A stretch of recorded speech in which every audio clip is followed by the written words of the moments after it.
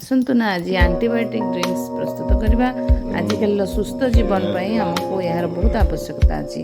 तेणु से आम 2 कप पानी नवा, 2 ରୁ 2.5 कप पानी नवा एवं ताकू गोटे सस्पेन जो करने चाहते ढालीदे।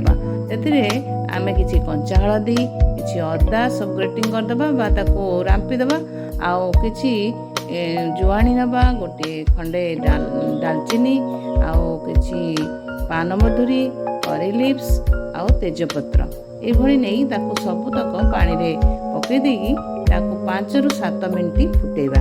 तापर से फुटी सारा भल भाव फुटीगला से पानी मरीज।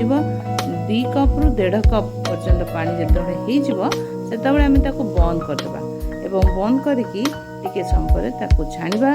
से लेंबू चिपुड़ी आउ टे मखु मिसई पारे जोड़ा आमपाई बहुत स्वास्थ्यकर, आमर इम्यूनिटी बढ़ेब एवं आमको सुस्थ जीवन यापन कर साहय कर। आसतु